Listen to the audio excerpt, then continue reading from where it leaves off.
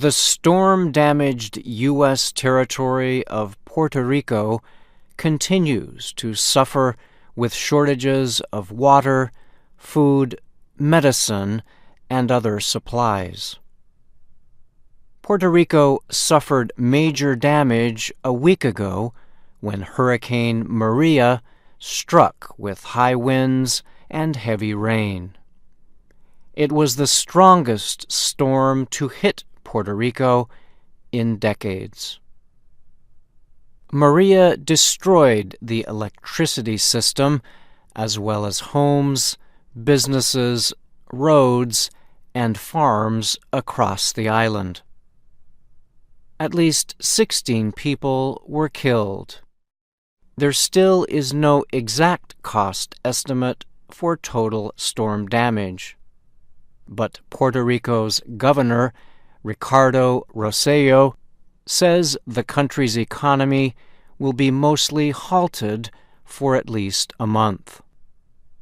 Getting supplies to the people who greatly need them has been difficult because the storm also damaged major ports. Officials say power remains out across the Caribbean island, and about 90% of mobile phone transmitters are not working.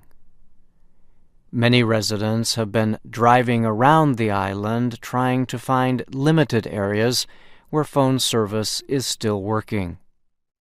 There are severe shortages of fuel and money. Many people cannot work or run businesses because fuel to operate power generators is in short supply. Most food stores and restaurants remain closed.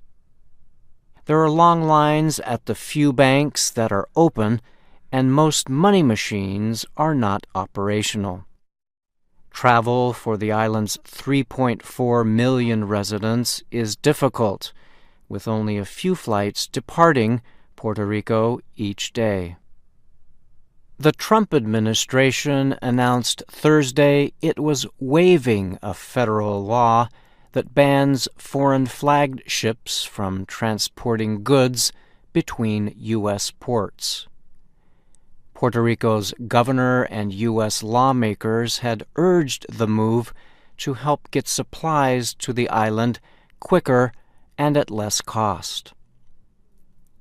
The Trump administration faced criticism earlier this week for not doing enough to improve the rising humanitarian crisis.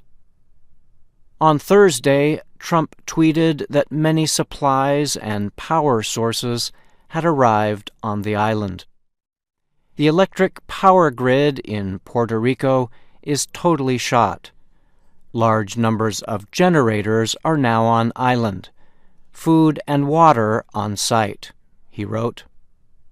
Puerto Rico already had economic problems before the storm. The island has been in a recession for more than a decade, with a poverty rate of 45% and unemployment around 10%. The U.S. territory also has more than $73 billion in debt. Before the storm, the government was negotiating with creditors to restructure the debt, which the previous governor declared unpayable. Current Governor Rossello said the storm has made things even worse. He told reporters that Puerto Rico will not be able to bring in any income for at least a month. I'm Bryan Lynn.